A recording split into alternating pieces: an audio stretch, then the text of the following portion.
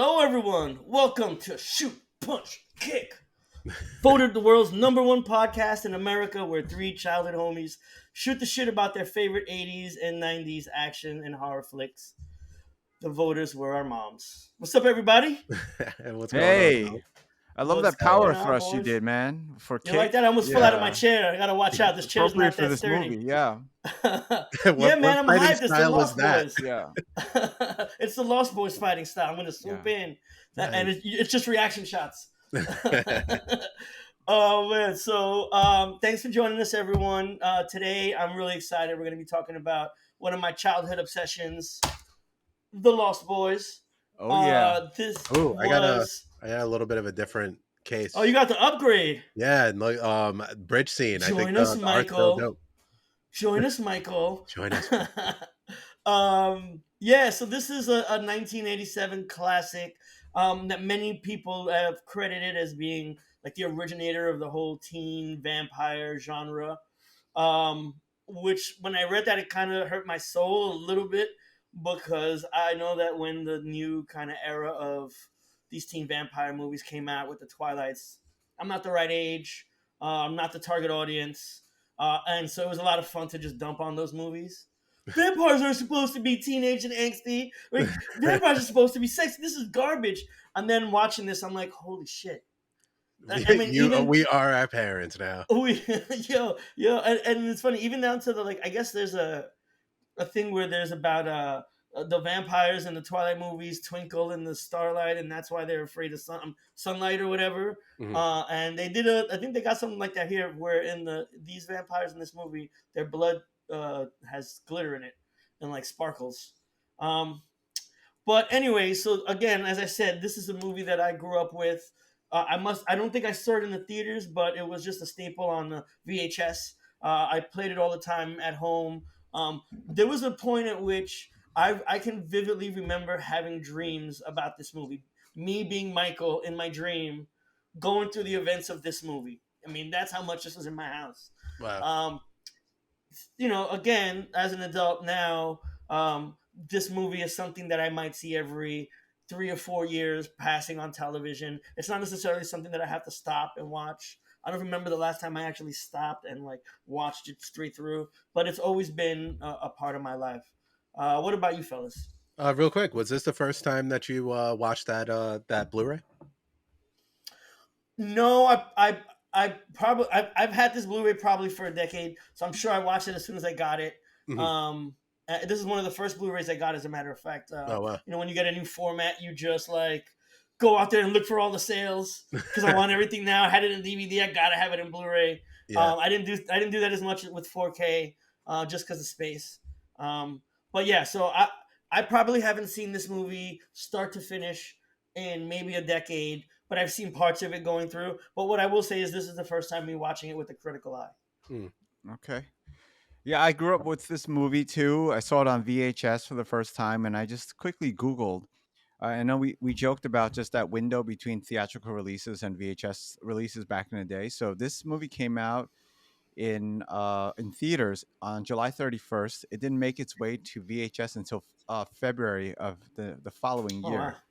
So that was like what, five, 9 months, 7 months or so. Yeah. somewhere in there. Which It's is months. which There's is no way to find insane to out. think about these days. But I was trying to No one will ever pinpoint know. when I actually saw it. So I saw it as a new release. I was not into horror movies at that time.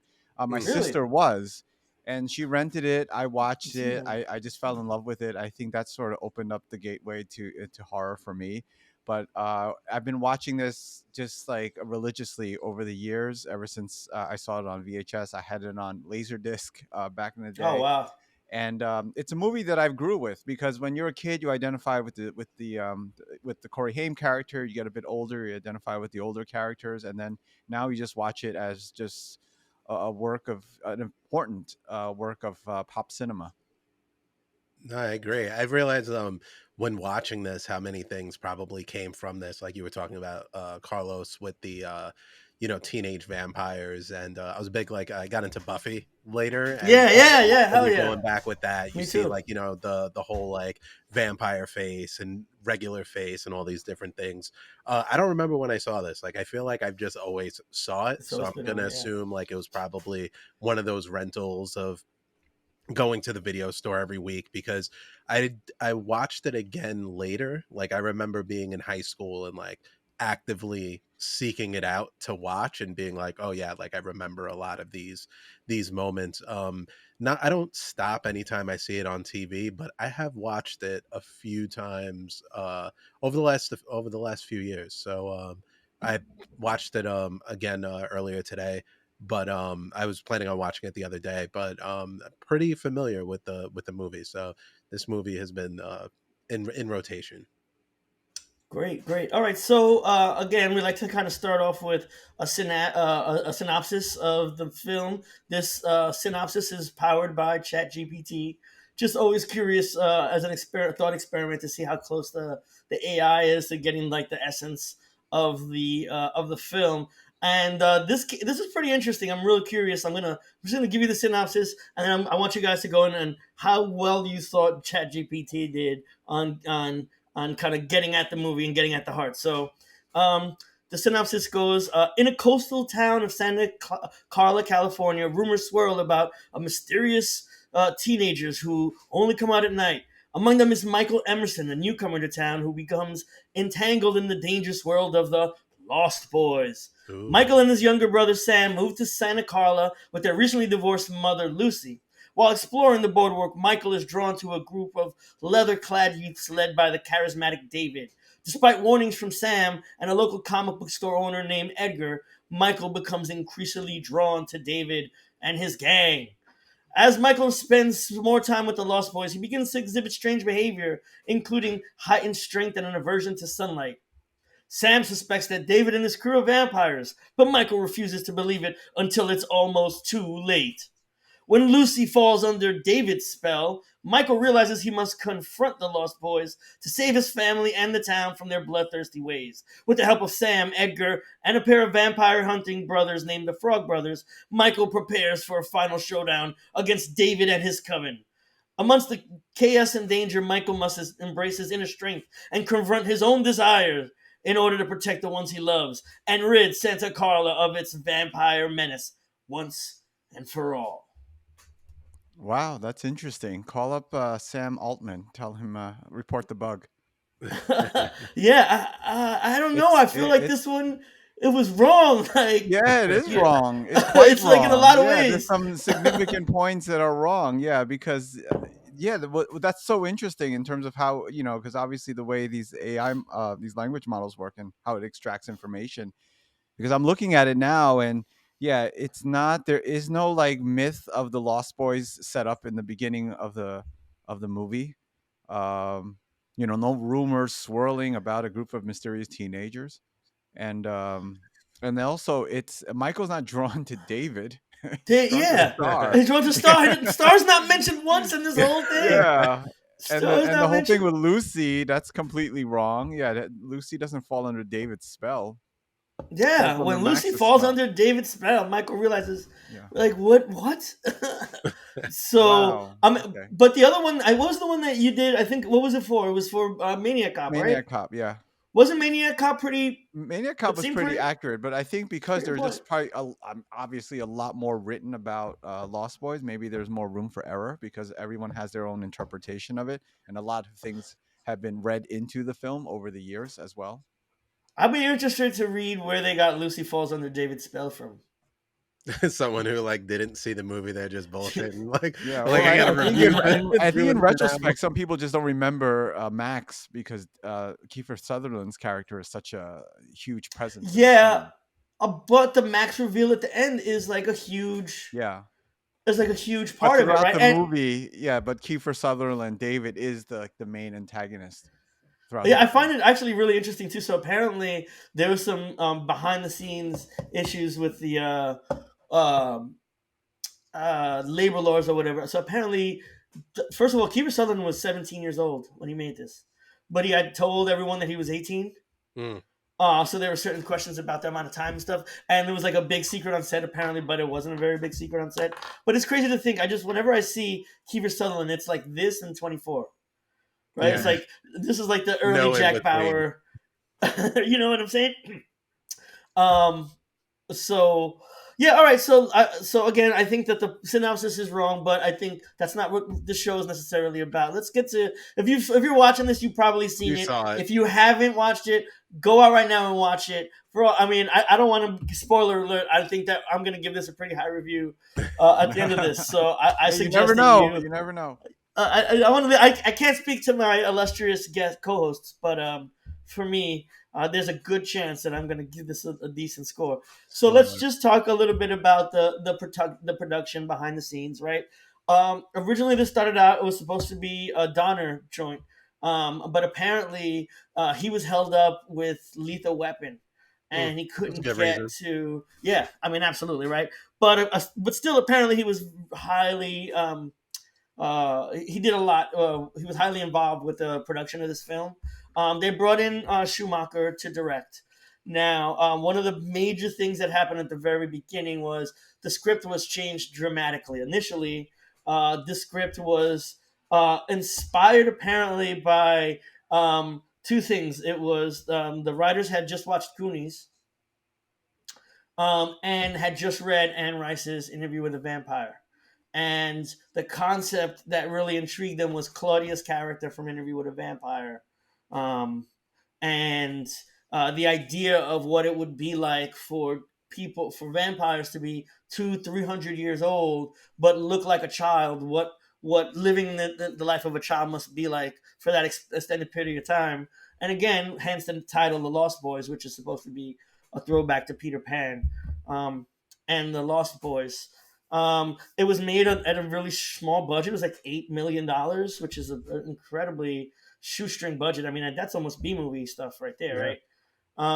And it was filmed in I don't want to say on location, but basically on location in Santa Cruz, which is the real life. I guess Santa Carla was a stand-in for Santa Cruz. But I mean, like, Um, so like on location though is a little sparingly because it's the boardwalk for a few scenes yeah, that's and true. then like this house, for a lot of it. So, but I think that location is fucking awesome. Yeah, and again, it was a huge hit, and very much a product of its time. So I mean, again, that's just a little bit behind the scenes. I don't know if there's anything that you guys want to throw in that you guys saw from Well, behind the scenes yeah, before I we move think on. just the fact that Joel Schumacher came in and transformed the script because he wanted to age up the characters, make them teenagers, make the movie sexier. So I think without him, we wouldn't have the film that it is That now. we It would have have. been, yeah, it would have been It'd been basically like Goonies. the Goonies version, yeah, the Goonies versus vampires. Yeah, That yeah. is a crazy Well, move to be like, influenced by Goonies and then to get the dude who Hmm. did Goonies. It's like, oh man, I'm really like, love this Lord of the Rings by Peter Jackson. So now I'm doing Game of Thrones. Hey, let's yeah, get pretty Peter much. With Jackson Ned. to do it. So I think that's like the fact that it is different from Goonies, Hmm. which is another movie that I do love. I'm so happy that we didn't get the same movie Yeah. twice because this kind of stuck with me as a kid. It's like, when I went back and watched it, as seeing like kids in these adventures, which is like something that's kind of rare nowadays, and it feels like a kid movie. Like even today I had to be like, wait a minute, is this rated R again? Like just because of you get certain chunks of the movie where no one's cursing really, and it's so like child focused because the framing seems like at times like uh Corey Haim is so young, right? Like sleeping with his mom, and like it feels like he might be like, He's got a 10 p.m. curfew, Especially right? watching it Lights out. It's now. 10 o'clock. Yeah, I yeah, mean, there's yeah. certainly remnants of that kiddie film within the film, but I think for me when I watch it, it doesn't seem so much like the Goonies, like a child's movie, because it's very self aware, and it's Mhm. kind of lampooning it as well, with especially with Corey Feldman's character, where he's like kind of putting on this like phony voice and trying to act like an adult and everything. Mom, Yeah, so it's mom. not as it's not blatantly sincere as like a kids film, Yeah. Yeah, or trying to be yeah. sincere. Yeah. Well, I mean, again, I guess that kind of brings us really very naturally into the cast. So I mean, again, there's quite a few standout performances here, but apparently the entire production really started with Jason Patric. Schumacher had his heart on Jason Patric, but Jason Patric was very hesitant because he did not want. He felt it was corny. Like he didn't want to be there with the fangs and flying around. His conception of kind of what that would look like in a horror film of that genre of that time. Um, and so he was hesitant because he thought he'd be silly. And it took months and months and months of Schumacher revising the script to kind of convince him that this is not going to have to be the kind of thing where you're going to be out there looking very silly. Yeah. And And and just to add about Jason Patric, because I always was curious about that. You always hear stories about like actors who are not like stars yet being so uppity and laying down terms, and you're like, why do you have these kind of standards? And I only learned recently because Jason Patric's been doing the convention circuit and podcast circuit for a number of years recently, talking about the film and about himself. So I didn't realize he's Jackie Gleason's grandson, and his father was his father's Jason Miller from The Exorcist. So oh yeah, I now, didn't in know. Yeah, I retrospect, did hear that. looking back at this, I realized that he probably, didn't want to kind of, he's been exposed to Hollywood in some sense, and also he didn't want to kind of seem like he was just kind of copying his dad's playbook and doing horror movies and doing all that. He's trying to create his own niche, which is Yeah, which I is think admirable. Yeah.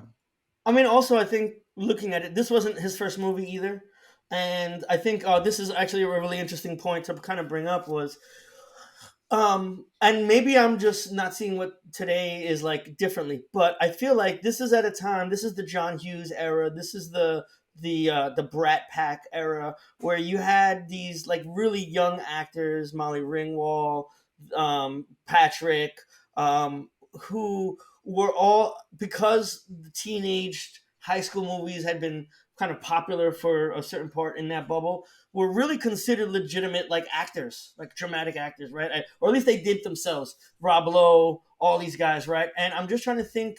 And so when they decided that this was going to be the vibe of the film, it seems like Schumacher really put a lot of trust in the hands of these young stars. Apparently, he was a nightmare on set. He is a ranting, raving maniac, but he was very highly interested in Kiefer Sutherland's and Jason Patric's input, and even in a lesser degree the Corey's. So I don't know, and also maybe I'm wrong, but I don't think there's anything akin to that today. I was trying to think of like, I guess maybe Zendaya and like Chalamet might represent that, but there wasn't like I don't think today Yeah. there's like a squad of like No, I think we're too 10 young to know actors. who the. I'm sure there are. Yeah, We're yeah. just too young to know We who just those don't know them. people are. Are We Yeah, they? would be the Joel Schumachers. I'm We're sure like, they're Yeah, on yeah. what's Disney cool, kid? Channel and doing shows that we just don't watch and we're not I aware of, mean, because yeah. that was Well, the I same guess. that was the same issue with the Brad Pack back in the day, right? Because that was really, people from our generation loved them, but they were kind of dismissed as just a bunch of um, young actors who are whatever. Well, yeah, and even when you get older, you see like the Ryan Goslings with Justin Timberlake's and all these like Disney kids that grown up in the Hannah Montanas. So I assume they're around now, acting in things that we Yeah, have we're no just too idea old. what they We're are. just not watching the We're too stuff old to that give a they're in. shit. Yeah. But yeah, but at the same time, the time that we're talking about the Brat Pack, adults knew who the Brat Pack were because they were in movies like The Breakfast Club and all these John Hughes, Pretty in Pink, right? Those movies were movies that adults watched as well. So I'm saying I don't know if it's an equivalent thing today because if those kids are out there, they're not making movies that we're watching. Well, it's a No, whole and there's different. It's also different now. It's a different time, just because the audience is so fragmented now, right? yeah. It's Now you can go your whole life watching only what you want to watch. They were probably Yeah. like, "Look, man, We have Breakfast so Club's many out, and there's choices. nothing else There's out." Yeah, nothing we else. can. That's fair. We were bored as hell. I They ain't had to gonna wait. lie. They had to wait like Eight 72 nine months. months. just for it to come out on tape. Yeah. So There was literally guys in movie theaters back in those days with little cameras like this. yeah, they're like, we'll see this Right, like thing. there was a time where that was a No, thing, right? Or like bootleg movies was a thing. That's listen, so crazy cam to me. rips are very much still a thing, sir. Oh well, you know what I mean. Um, okay, and so let's also not forget my reason for watching this: Jamie Gertz as Star. Okay. Oh my God! It's till this day. I mean, I remember. So one thing I'll say, I saw this probably way too young. Interesting side note: this movie actually started filming on my 6th birthday. Wow. Um, so just to give you an idea of kind of my age around the time of this film, imagine like 6.5, 7 years old. Maybe this is not the right movie for me, but even then, I remember just being in awe. The moment that she's on stage, the first time you see her is at the concert, and they do the like he's just like looking at her all creepily. When You're Jason like, Patrick does same. it, it's romantic. If I were to do it, I'd be a total creepo. Um, Nah, he was looking wild thirsty. he was Like, looking he mad. was looking type creepo too. So don't worry, would have Even been his two brother. of you. But then you saw her look back, and she was kind of like into it, right? Uh, And I think that's also I may or not be right, but she might have something to do with the reason of me dreaming the events of this as a kid and myself as Michael. But apparently, she was somebody that Jason Patric insisted on. They had worked in previous films together, and he was when he finally reluctantly decided to take the role. Um, he said only if you bring Jamie on to play the role of Star. And again, funny enough, I think I read that in the original script back when it was the Goonies thing. Star was a boy. Star was just one of the was again the and it's an interesting concept too if you think of it. I guess they did it in Let the Right One In, where it's just like how would a child vampire lure in his prey. Um, but anyway, so they brought Jamie Gertz in. This is also the first time that the Coreys had done any movies together. mhm. A little side note I found interesting is I think it was Haim. Apparently, almost lost the job, lost the role because already by this point he had a serious coke addiction, and Jeez, that's nuts. he was showing up to stage to set not being able to recite his lines, doing that stupid jaw thing apparently that cokeheads do, I guess. So Schumacher threatened to fire him, and actually did fire him, but then like a couple of days later I guess he came back and promised that he would stop fucking around, get his lines out, and so they continued. But they look like kids, man. Like if you watch it now, they look like children. Yeah, The yeah. idea that this child at that point not only had even tried cocaine, but had such a bad cocaine habit that was like affecting him being able to do roles is crazy to me. Well, that's not that he Um, wouldn't be the first actor. You hear like the old Drew Barrymore stories where she was like 12 and these kids were like in nightclubs yeah, partying at that. I So think I saw a picture of Drew Barrymore in Studio 54. 54 at like 11 years old smoking a cigarette. Yeah, so with all these, it's just like, and especially when you think about, some of the statements by Corey Feldman, this is more about like, Yeah, sexual stuff, sexual but, stuff. like clearly there was a danger for child actors in the 80s, especially in, LA. So that doesn't sound too surprising at all. Very unfortunate though, and crazy. Yeah, and so it's also funny that again. I just always assumed that they were always a pair, but apparently this is the first time they ever did anything together. They competed for roles. I know both of them went up for the role in Goonies. Clearly, only one of them got it. And then there is just a couple of side ones. A little known actor named Kiefer Sutherland. You may have heard of him. Plays the main lost boy. Apparently he was in the industry. He had already done a few movies. His dad was a very famous Donald Sutherland. Again, 17 at the time, playing the role. I thought he was really good. But Grandpa is really funny in there. Is there any particular performances of the people I named, or maybe I didn't name that specifically spoke out to you guys? I like Diane Weist. Yes. Yo, Diane Weiss is not for nothing. I just this is my first time noticing this. She was kind of fine. Okay. All Diane right. Weiss was kind of. Diane Weiss Okay. I was kind I've never heard her described like that, but sure. of. She was You're kind like, of forget fine. No, about she's. Star. Let me tell you about Yeah. Mom. Let me tell you about That's this how you know Lucy. I'm Asian. That's how you know I'm Asian. So No, Yeah, I yeah. you're think finding Diane Weist hot, so yeah. I was just going from like, typical mom. Like she's like Edward Scissorhands mom, Parenthood mom, like all these different moms. And I think like, going to the self-aware Yeah. part of the Lost Boys, of that like very realistic type mom in this ultra setting. I thought she hit the notes of Yeah. a little Her bit her wild. performance, yeah, her performance definitely helps sell some of the comedy. Mhm. Uh, but I agree. She basically plays the same character again in Edward Scissorhands. Yeah. So, I thought she was great. And Kiefer Sutherland, very understated, I think, at times. Like, he doesn't have a lot to say, but his presence is like really menacing, and he's felt. And yeah, I thought he was Brooding. like, yeah, Brooding is awesome. the word. Yeah. And especially Maggots, Michael. when you look at Maybe the maggots. tone is so set by by those vampires, that if they looked like corny at the beginning, or because they're like right after the credits, the opening credits kind of situation, so they set the whole like, okay, these are the villains, and this is what the movie's going to be when they're on the merry-go-round, and you're just like, all right, let's see where this goes. I thought that they looked I real think that scene Yeah. also supposed to foreshadow the order they die in. I think I read in one of which is bad. interesting. No, I think like Kiefer Sutherland's performance is so critical because he is the main bad guy for the most part in the film, and he could have. This is the '80s, right? Everyone's doing coke. He could have hammed that up to like the 11th degree, but it Absolutely, was very kind of dialed back, which makes it great. But which I is a think just mature one of choice for the an actor too.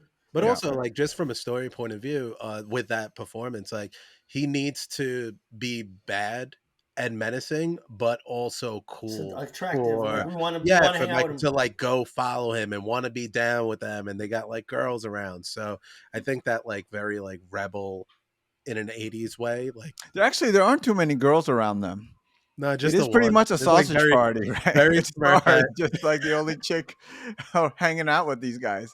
Well, the one thing is, if there is one chick, he's like, she's Yeah. mine though. Yeah, Uh-huh. Like, yeah, everyone else can hang out. yeah. I'm sorry, Bill Esquire. You're not getting the shorty. Oh, You got- another one. He was in that for a minute. His name was like Marco or something, right? yeah, Yeah, yeah. no, it's Um, it's funny to see him in it, but he's kind of like he has no lines or anything, so he's yeah, just kind of there. But it's cool to see, in Bill the S. background. Preston, But it was Esquire. weird to Uh, watch this younger, because you're like, how is the one guy who I know? I didn't know who Kiefer Sutherland was back in the day, but I yeah, know yeah, Bill yeah. was.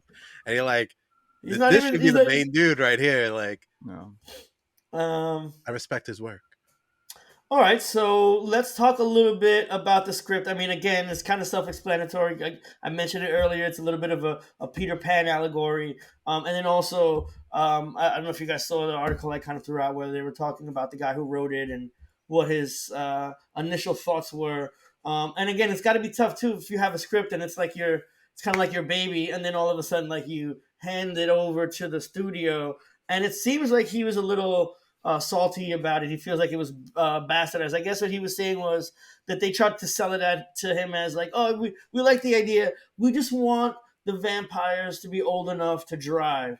And his Hmm. response was, well, what you really mean is you want these vampires to be old enough to fuck, right? And again, his whole idea of it was supposed to be kind of like a boyhood. Um, Struggling with coming of age, but not really, but like from a younger perspective. I would argue the rewritten script by Schumacher still is a bit of a coming of age story. It just includes discovery of, again, I don't want to say discovery of like sexuality and stuff, but I think all of this like drinking the blood, and then all of a sudden now immediately he's got powers he doesn't have before. He's not sure if he's happy about it, even though he's a bit embarrassed about it. I still see some of those themes in the script, even if it's not necessarily the way that a writer initially intended. I see value there in that. What are your take on the script? Yeah, I've never read the original script, but I know everything that you mentioned about it. But I just that film just doesn't sound very appealing to me as an adult. It might have been awesome to watch when I was like 11, but I think the Yeah. final script as it is now is brilliant because it just kind of is able to blend all those different genres in there. It's able to be funny, it's able to be scary, it's dark, but also there's a lot of light moments. So that it's just an amazing sort of commercial film that really is just entertaining from beginning to end. And I think when you get the older vampires, you get like I still get that child Goonies ish feeling from the Coreys, but The with an brothers, the Frog extra brothers. layer because also like I don't know if the original he was supposed to have a sibling, and Mhm. you still have like that dynamic between one person's good, one person's like kind of mixing in with the wrong crowd, but even like the stuff like I was thinking the drinking of the blood, that's almost like peer pressure, experimenting with Yeah. Yeah. drugs, the jumping off the bridge kind of situation. Like I Would you don't jump know. off? Would you jump if your friends told you to jump off a bridge? Would you do Mhm. it? Right? Like that's the literal translation of it in Yeah. film form. So it's like, I don't know if some of the gravity of those moments play with 8 or 10-year olds, and what that means if it's just like, yeah, we're gonna have them going, because it's like a lot of those movies, like I don't know if this would have been rated R, right? Like there could have been a level of like, okay, we're gonna really address the missing children or like Mhm. shady adults, like how far are you leaning in? But I think like with the mature cast, then you can have those mature themes with with people, and it's like, coming of age looks Yeah. a lot, there's a lot of different ways that, like, I mean, Goonies is a coming of age, Stand by Me is a coming of age, and those movies are so far apart in what they achieve from that kind of story. And I don't know, like I'm happy with where the movie landed, would love Yeah, to and, see and that one original script, but and one other thing I'll add is just in terms of the writing, it's just so efficient. Because and I guess that's also a credit to Joel Schumacher for being a great director. Because yeah, the scene between him and Star, it's almost parody. They lock eyes at this party, and then suddenly they're in love and everything. But the movie moves so quickly, and it doesn't get bogged down. There's character defining moments, but doesn't get down. It doesn't get bogged down in all these like sort of character establishing scenes. It just sort of like goes like a rocket ship. and I mean, because it seems like it's a few different movies put together, super streamlined. Like you Mhm. have your like Karate Kid plot of new Newtown family Kid, moving in, guy likes a girl with the rival crew, and that's like your main one. You have your like kind of Sandlot plot of like super young kids. He gets Frog meets like brothers. another group of kids and just winds up like in their little circle. Yeah, And then you have like your romantic comedy of like old mom who's divorced and meets one guy, and the kids keep like getting in yeah. the way of this like budding romance. And it's like, just beat by beat, it always felt like going from one of those story threads to the other, just consistently had progression, things happening, and where they're going. And but the fun is like when they all converge together, and it's like, okay, when the vampires meets the single mom dating meets Mhm. the discovering that her kids like mixing in with the bad group, let's see how these all play together. So Dash you. Yeah, that no, was a it's good one. That no was a it, good one. I hadn't it's just like, considered that. I like that. I not like that. for an You hour keep and a coming with half this stuff. for an hour and a half, there's not as much filler as you would expect Yeah, for because they're banging all either three the of those things level. together. And there's, to be fair with the movie, there's not a lot of exposition. There's not a lot of lore. Like, one thing that I would say that I kind of like don't get from it, when I heard that, like with knowing the Lost Boys and knowing the idea that these children won't age, they don't explore it the way that they do in Interview with a Vampire, right? Like you're meeting a 200-year-old, however, old, like we Child. don't know how old Kiefer Sutherland. These can be like like they're not wearing Victorian clothes like that. Mhm. So some of the stuff with that is like why are they all young? Who's, you know, like there's a level of just explanation that I feel like a modern movie would have been a Would half have. hour longer, and they would have Mm-hmm. Mhm. like, you know, had a scene where, Yeah, you there'll know, be some monologues where Kiefer Sutherland's like recounting some experience he had like Yeah, yeah. hundreds of years Flashback to his I ago. loss or remember when how it I Yeah. has turned. turned and Right, or Well, just you know, alluding to actually, it. But I think the Mhm. great thing is that they realize this is not that kind of movie. We don't need that here. All the fat is trimmed. Mhm. hmm well, actually, I think there's another version of the ending that I read somewhere where they actually allude to. Um, so Keith Sutherland's character doesn't actually die the same way all the rest of them do. Remember, some explode, Mhm. some whatever. He just kind of like dies like a regular, person. And I Yeah, think, and someone uh, shines a spotlight on him while he's dying. yeah, there's a shot light just on him, and then the shot light goes off. That's how you know he's dead, which Someone's off which camera is an pointing a light at him. interesting Yeah, a floodlight at him. which Yeah. is an interesting choice. Yeah, okay. Keith Sutherland's character David was impaled on antlers, but does not explode or dissolve as the other do. He was intended to have survived, which would have picked up in the sequel Lost Girls. There's some other stuff for scripting, but apparently the original ending also had a panning shot of them back at the hotel or whatever their hideout is, with a picture of Kiefer Sutherland that looks like it's from the Victoria era, Mhm. Mm. which is again Not needed. not needed, which is Not why it was needed. cut. Yeah. But Exactly. also, I'm curious It, about this woke movie, Lost Girls. Can we just keep it at Lost Boys, please? yeah, well, actually, and there were sequels to this, but they were straight to video, and I saw them. They Yeah. were pretty terrible. One of them has one of the Yeah. The Corys in second it. one's terrible. Third one is watchable. I haven't seen any Uh, of the Yeah. other ones. Jeez. I didn't see this. I only saw the second one, and it was so bad. Yeah. But if Second there's a one's third bad, one, I but the might third watch one it. focuses on Corey Feldman more. He's the star of it. Mm. All right, so let's talk a little bit about just the direction, right? Schumacher has been the name that we've been bringing up so much. Now, I really don't know much of Schumacher's work, uh, post or prior. I mean, the exception of the really terrible Batman movie that I know him from. But I feel like his hands are all over this. The colors, the music. I think this is a very reminiscent of its era. Like, I think this is only like 3 years after Purple Rain, and so the concept of shooting a movie that's almost like a music video, It's right? a All these like kind Yeah. MTV of slow motion. generation. Yeah, absolutely.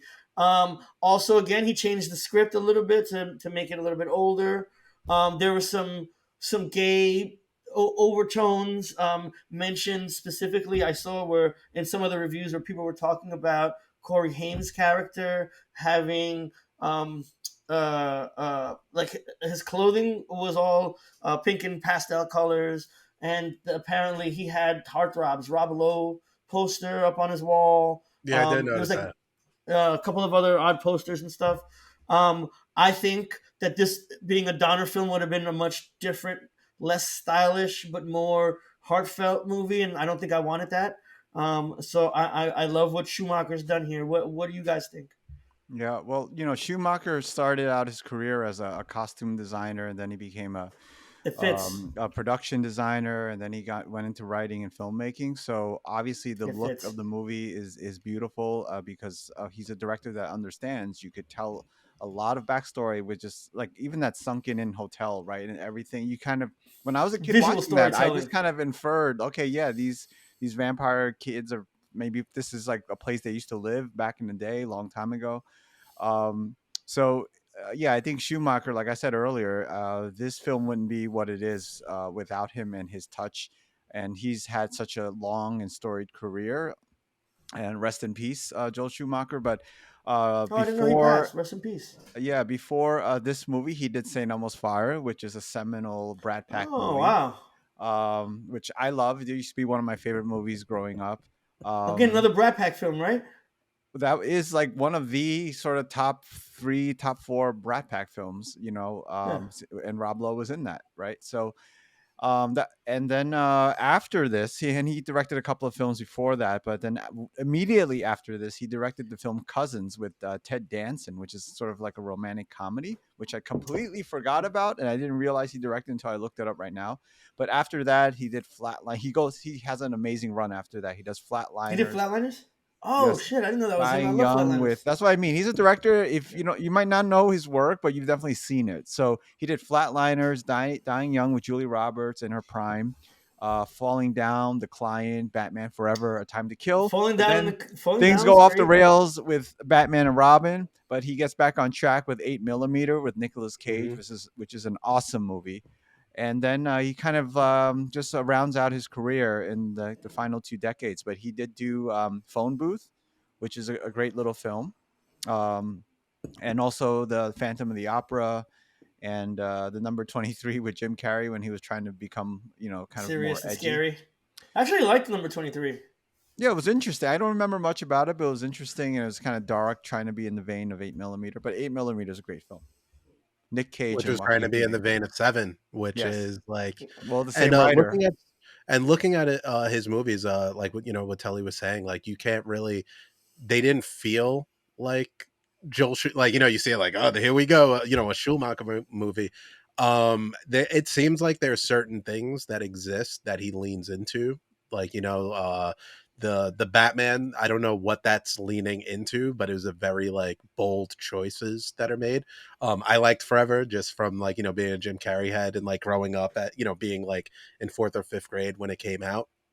Mhm. Love Falling Down, and I think just like there is an ability of like getting into these like the framing of the stories and like trimming it down, like even a Falling Down, this is like a character that we're with for an afternoon and we get so much information.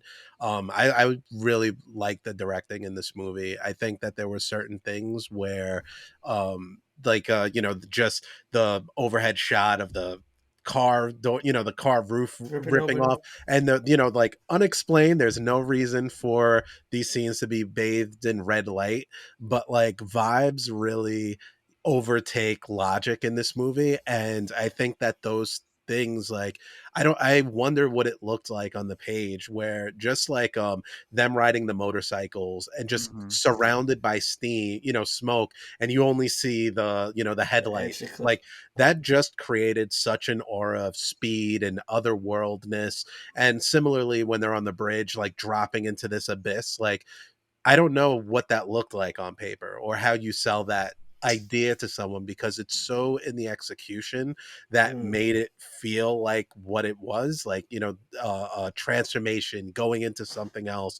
The tight shots on Jason Patric, who's like just to convey like it's I believe how they did it on such a small budget with Mm. these like really bold plans. Like one thing that I'm like pretty I think about a lot is like commercials where like someone will do something and then they snap into another world, right? There's like you drink a Pepsi and then you're transported into blah blah, and you The see beach, yeah. like how filmmakers address the entering of another world.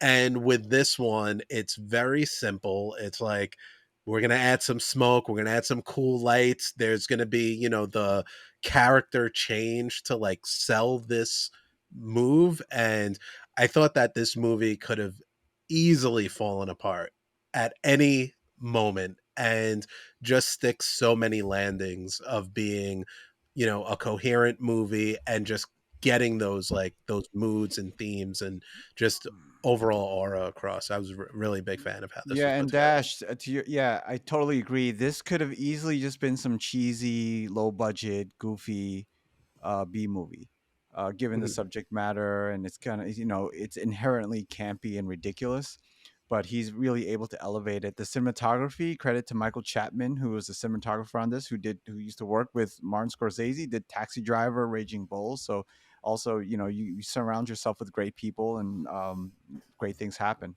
Mhm. Yeah. So I was gonna go back to a lot of the things that you just described. I'll go, although it's like a very collaborative process. A lot of that stuff I think is the DP, right? Like the whole idea of everything is just red light and smoke is gonna make everything feel supernatural, and I think that's a natural color for like vampires. As a matter of fact, so I watched this last night, and when I watched it last night, I have LEDs around my television that's kind of like lighting, and it's funny you say that because I immediately turn the lights down. I immediately set the LED light to red because that's like the feeling of the film, like the feeling of the color of the film. Um, and even things like the costume design, the Lost Boys, their outfits. I mean, again, it's akin to punk styles of the '80s, which are really great throwbacks. But also the way that they try to to show Schumacher, I think, really did a lot in this film to talk about the way of feeling like an outsider, right? Hence the "People are Strange" in the song. Hence the opening montage to show you Santa Carla as the murder capital of the world is. Because I'm looking at and they're showing like a montage of shots of life basically on Santa Carla, and you know what I'm not thinking about is definitely not murder capital of the world. But I mean, like overall, that theme is like in everything too, right? Like when you look at the vampires, they don't do anything conventional, right? Like generally people drive cars, they all have motorcycles and bikes. When the vampires, when the like killing starts, and you don't really see anyone, the vampires kill anyone until later in the movies, but everyone's looking up and there's like a lot of flying and aerial shots, and I think like there's just the other, like a feeling of otherness. And that was such a like a brilliant choice by Joel Schumacher to just shoot the point of view shots, because this is Richard Donner, right, producing, and this is like 10 years after Superman, so they could have gotten more of those shots of the. I know there's a few shots at the end of the vampires flying, but yeah, they didn't really go overboard. It was really the theater of the mind in many cases, in terms of lots of stuff was suggested rather than shown.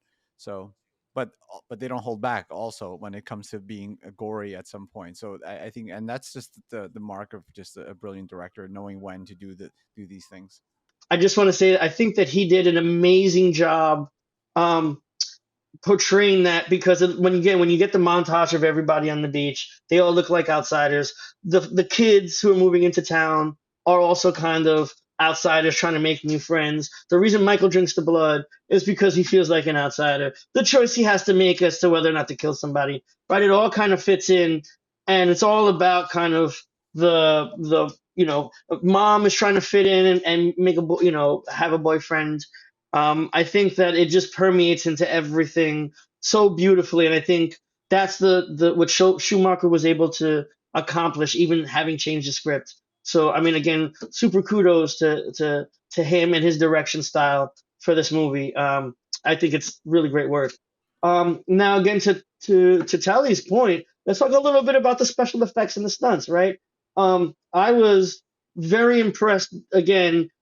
I didn't notice this until I read that it was filmed. It was made on an $8 million budget. In my head, growing up, this was always like I don't want to say a blockbuster, but a mainstream Hollywood film with bigger budgets, I suspected. And now looking back and seeing the shoestring, they did a lot with very little. You don't really see a lot of the vampire makeup.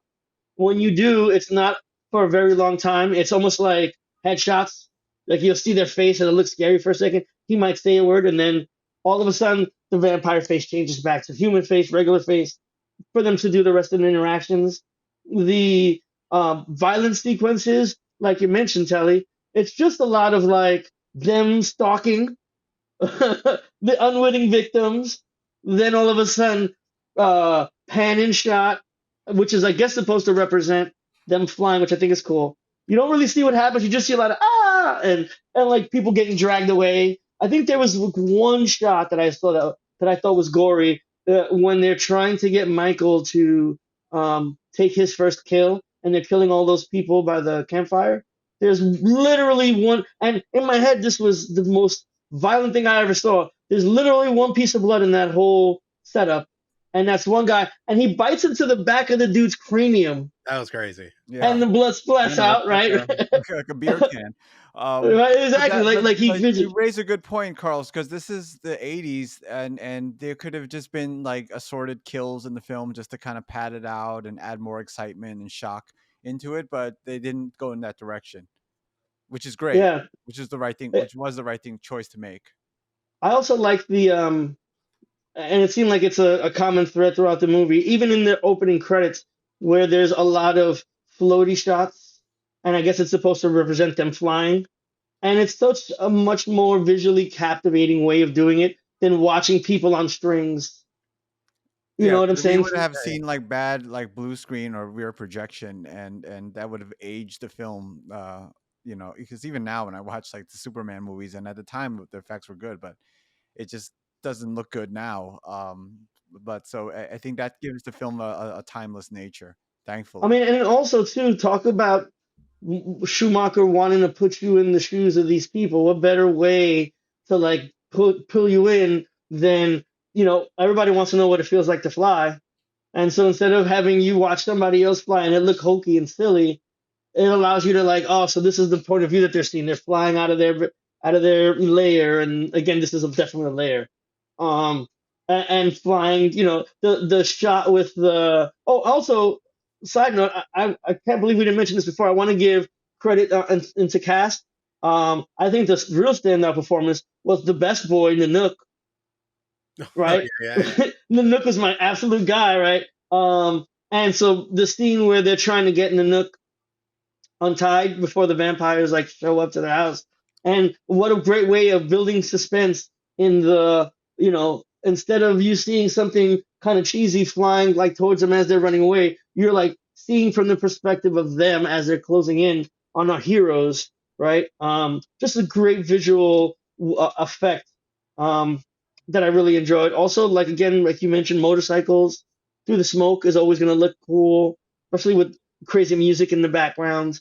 I just thought the visual style all around, including the practical effects. The death by stereo was a great kill.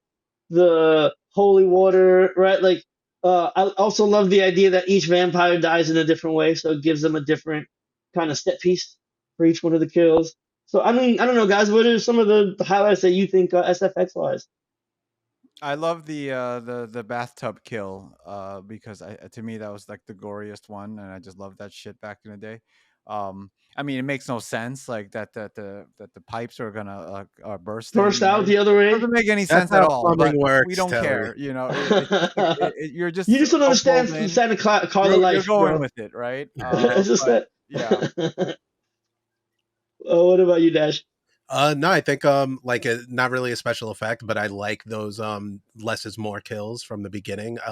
I thought the like car door the ripping off of showing like strength, because I do wonder with some of the stuff is like it's tough to think about what this movie would be on a first watch not knowing that it's vampires. Like there seems to be certain like a mix of like, are these kids crazy, the Frogs brothers crazy, like they tee off like there's You're vampires, bugged out. we know other shit is happening, but like typically that's not how I view vampires. Like, the flying around kind of like, they're more lurking, very street level and stuff like that. So I thought that effect of just the like it's just screaming blonde as the car the roof rips off, I think is like such a good horror beat. But overall I really like the exploding bathroom set. I Hmm. thought that was really dope. It's such a cool visual. That was one of the moments where I was like, what's the rating on this? Because it was getting very Home Alone feeling at this point, like Hmm. Goonies style.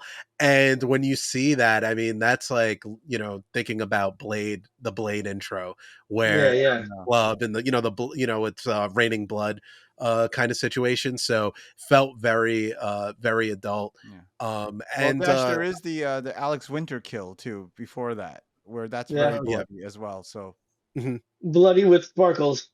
yeah. Yeah. And Sparkle then blood. So, in terms of effects, the last thing I'll say is also I was talking about Superman before. There is that one Superman shot, which I think is done extremely well when they're just like they both fly up and grab each other.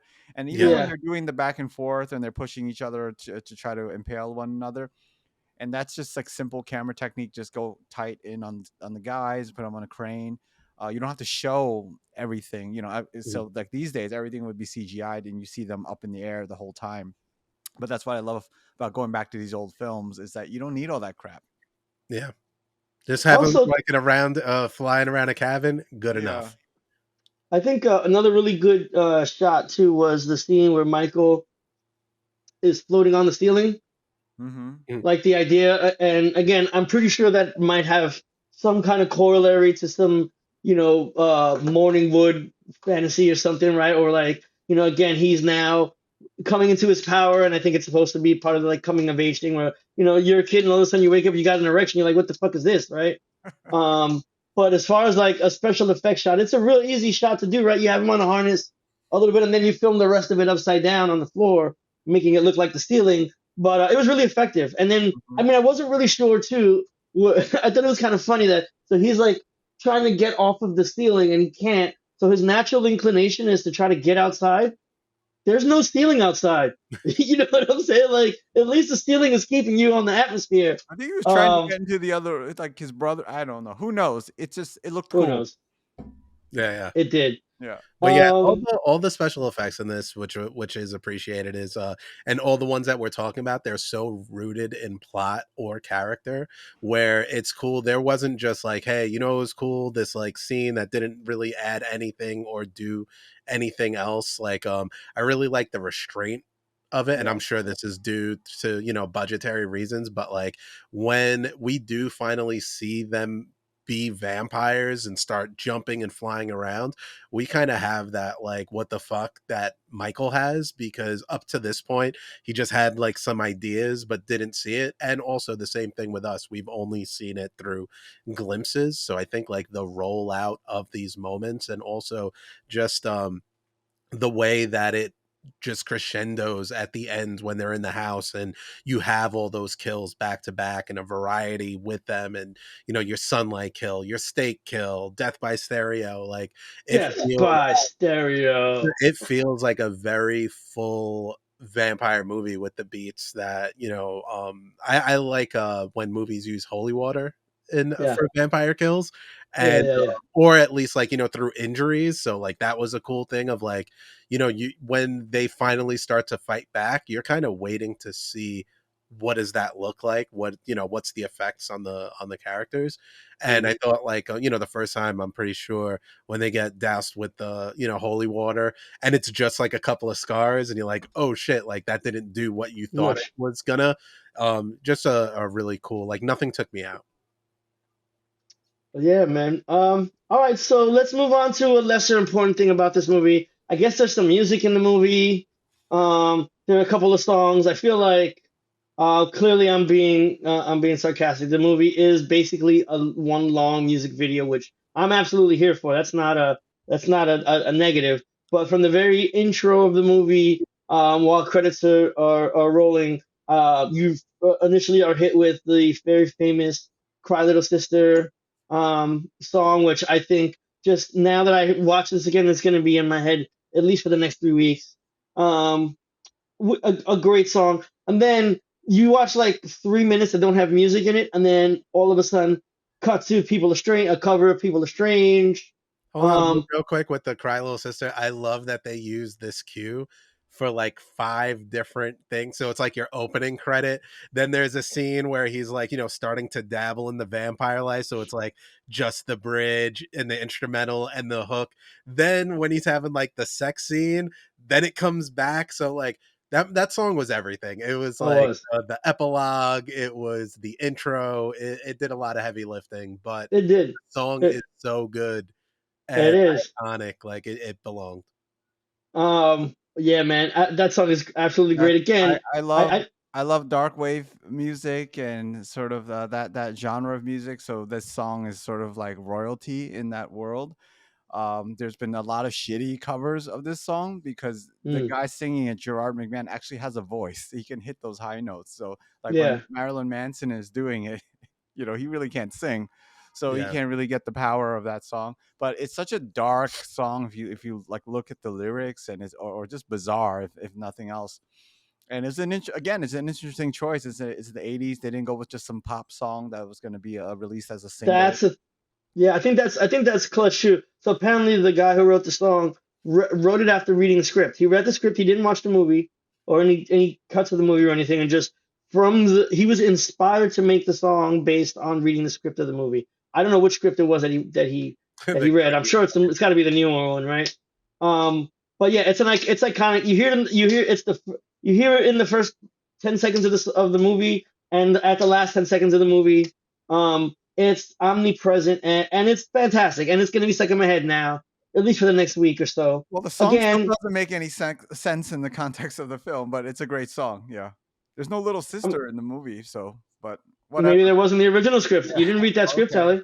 All It was right. in Lost Girls. Yeah. It was meant for Lost Girls. Um, yeah. Again, there's a really great cover of the Doors' popular "People Are Strange," which I is a think song I almost love. every Which, song on the soundtrack is a cover except for "Cry Little Sister," and I could be wrong, okay, but the majority of the songs are covers.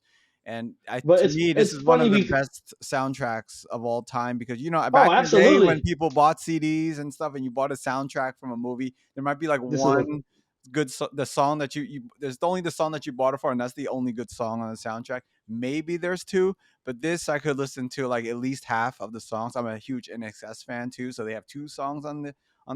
soundtrack. So yeah, it's just an amazing music experience just listening to it. I had this one and I had Wayne's World were the two movie soundtracks that I made sure that I bought like when I first got my CD player.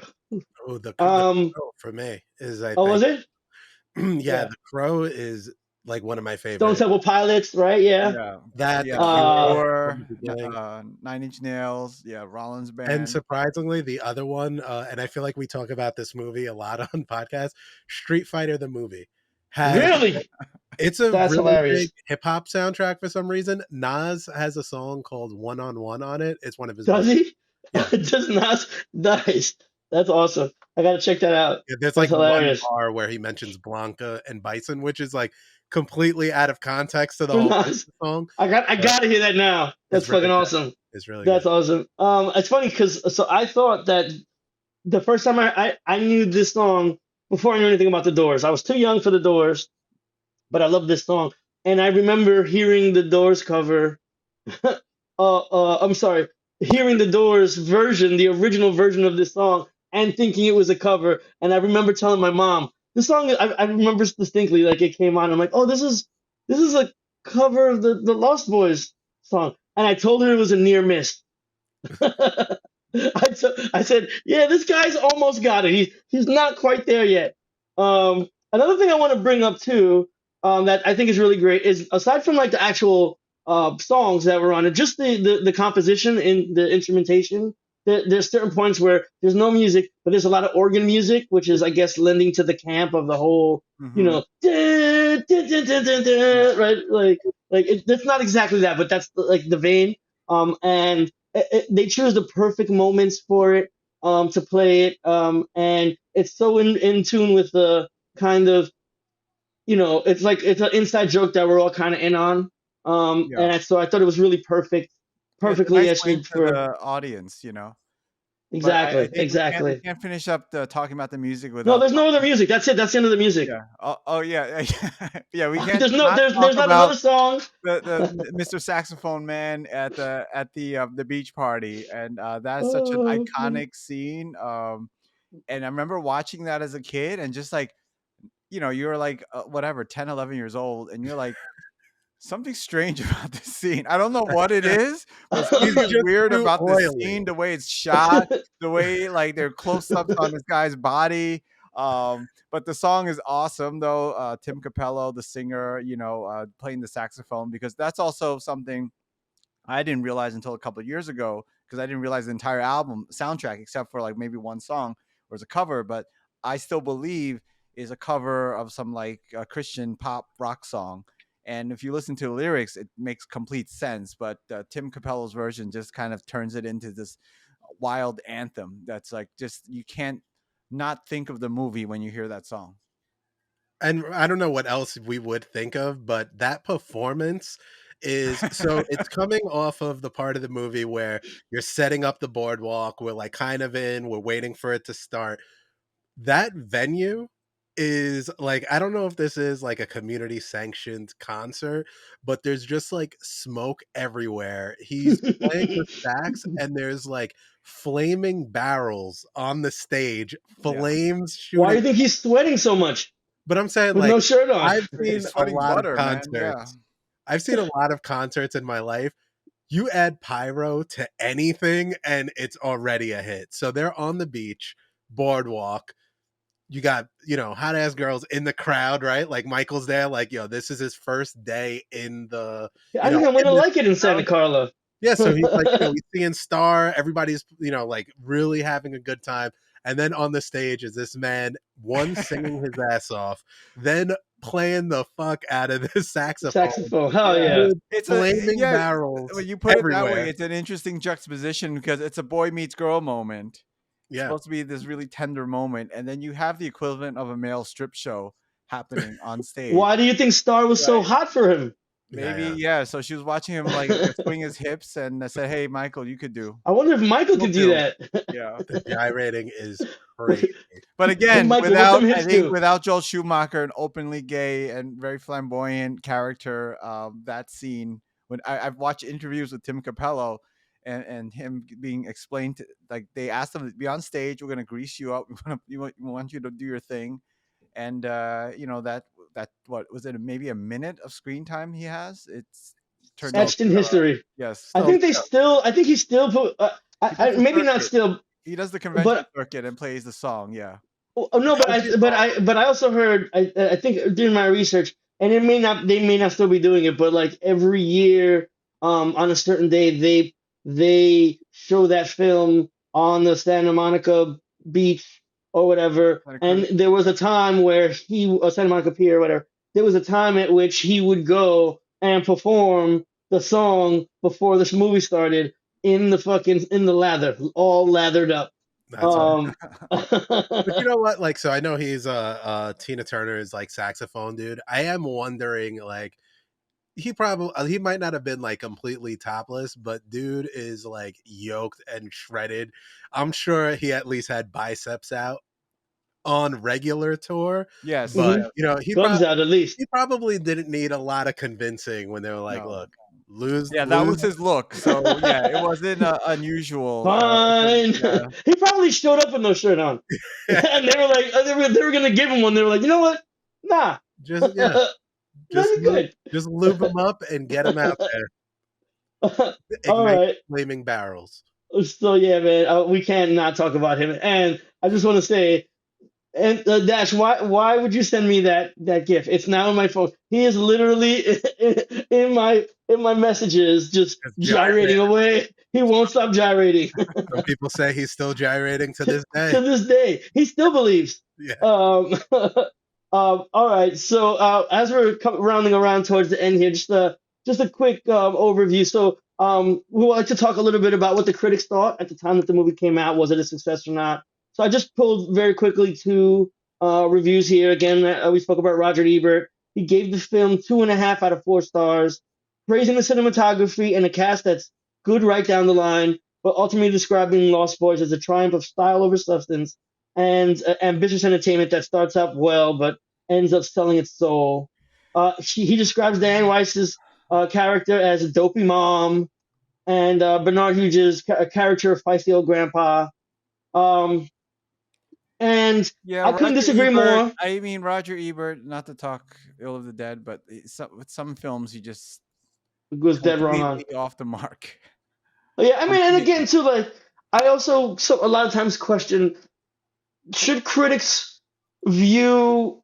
Should critics have the same guideposts for everything that they review? Should they review everything the same, or should they review things on the curve based on what it's trying to accomplish? Well, Should they? see, I think the thing with that is like that I disagree on the liking level of the movie, right? Like I would give it a different score, but I would say that some of the movie, especially towards the end, like hearing that quote, some of it doesn't go with the promises that the movie sets up a little bit.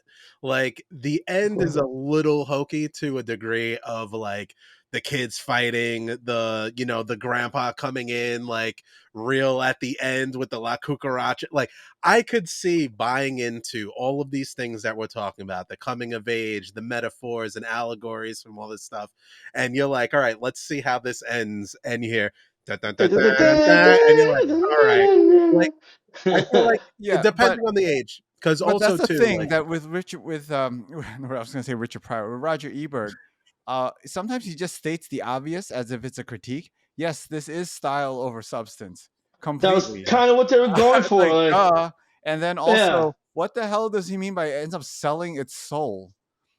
You know, it sounds interesting. It's always I think that's I one of my think that's pet a peeves where people kind of like say things that sound intellectual, but then when you kind of like look trying to read it what do you again, and mean you're by like, that? what does that mean? You know? I found it shallow and pedantic. But I think in its defense, if you go on Rotten Tomatoes and you look at the actual like people scores, it's got a rating of 77%, which I They're all think Twilight is fans. maybe, but the site's critics consensus reads flawed but eminently watchable. Joel Schumacher's teen vampire thriller blends horror, humor, and plenty of visual style with stand-up performances from a cast full of young '80s stars, which I think is dead on. It's exactly how I would describe it. My score would be a little bit higher, but again, admittedly, I think if you look at any of the past few podcasts, you'll see that I give a lot of credit for nostalgia and how a movie makes me feel. And so I think that's an accurate description. I just want to go around very quickly and ask you guys what your favorite scene part of the movie is, and also your favorite line from the movie. For me, I think that my favorite scene has to be the motorcycles right racing towards the cliff. Just because of the song, lost Mm. in the shadow, and again in the dreams that I was having as a kid, that was one of the scenes. So I just love that motorcycle riding in the smoke. And then my favorite line is "We trashed the one that looks like Twisted Sister." Because it had first of all, yesterday watching it and this morning was the first time I noticed that line. Um, and the whole time I was looking at that one vampire, I was like, what does he remind me of? And he looks like D from Twisted Sister. So my favorite, I was gonna say Death by Stereo because that's a great one too, but we trashed the one that looks like Twisted Sister. Mm. Telly, you got what's your favorite scene and your favorite line? I guess my favorite sequence is the opening with just how they introduce Kiefer Sutherland and the Lost Boys at the carnival, and then that security guard getting killed, and so ominous, and it's such what a great way to just set things up, and then juxtapose that completely, do a 180, and have People Are Strange playing, and all the wacky people hanging out on the boardwalk. My favorite Hmm. line is at the final line of the film. One thing about living in Santa Carla, I Too never could many damn stomach vampires. all the damn vampires, and It's a it just great like line. what's great about that just opens up. You have a million questions, and then the Questions, yeah, yeah, movie but just for like credits, it's over. fades to Yeah. black. Yeah. I love it too. That's great. Yeah, good call, Telly. What's up, Dash? I love the bridge scene a little bit later in the scene that you're talking about, but I just think the beats play out so well of like why would this person go down there, right? Like at first he's like, no, I'm not gonna do it. Then they all just jump what looks like to their death, then he hears them, then he decides to go join them, then they start jumping down, then he's like, all right, fuck, I'm gonna get out of here, then he hears He them, hears them alive he like still. loses his grip. It was just this constant escalation, and I thought it was like so well done, especially just like you don't know what's gonna happen. It's just this dude hanging off of a bridge, which seems like like a kind of prank at the beginning with the train riding overhead, and then them falling into this smoke, and that like wide shot is just, I think, so iconic. And then my favorite quote is you better get yourself a garlic t-shirt, buddy, or it's your funeral. If it's your funeral, and he does. He gets himself. Yeah, Honey, did you have pizza? yeah. You smell like The garlic. Frog Brothers had some really good lines. And it was between that and Corey Feldman's "Flies and the Undead go together like bullets and guns." Like Yeah. them like being commandos, I think is such a source of comedic relief for me. Funny story. The other Frog brother, the one that you don't know, the one that's the not Corey. Apparently, he befriended them and became their manager for like years and years after. Wow. He was Yeah, like, which I'm is not getting called back. Like, yeah, man. And I thought he was good. I thought he was good in the role too. I didn't have a. It's a shame, but all right. So I guess we're finally at the part where we come to our reviews. Um, and so I'll go first. And again, looking at this movie critically, I would have gone 3.5, but I just love this movie so much, and it was such a big part of my childhood. I'm actually going to bump this up a whole one extra up to 4.5 boxes full of maggots, Michael. Oh, Out of five. Okay. I will give this four taxidermied beavers out of five. It's Nice. just, it's just a work of pure entertainment. It's not pretentious at all, but it's also lots of artistic flair in it. And this is like what I want from just a mainstream movie.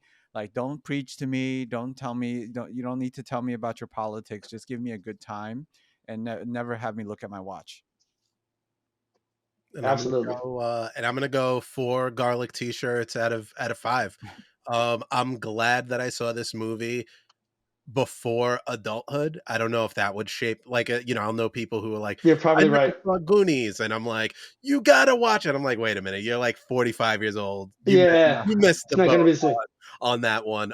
Watching this, like, I did have the nostalgia going for it. Really great period piece of 80s, like that whole look of the gothic emo kind of scene of the time, and really fun movie. And like I was saying before, it is a mashup of a couple of different genres and films together. So for an hour and a half, it's a full meal.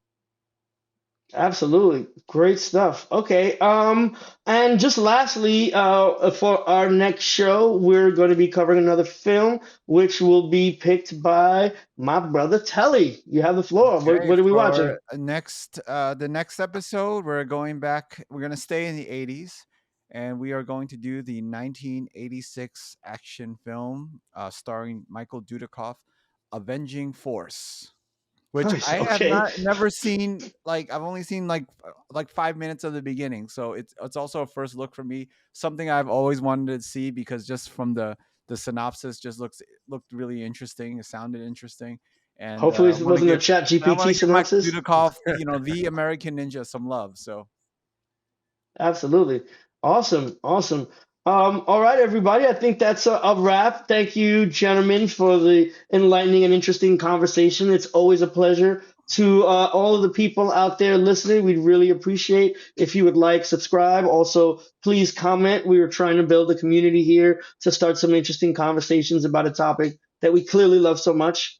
Thank you so much for joining us. For my squad, I'm Carlos. I'm Dash. I'm Telly.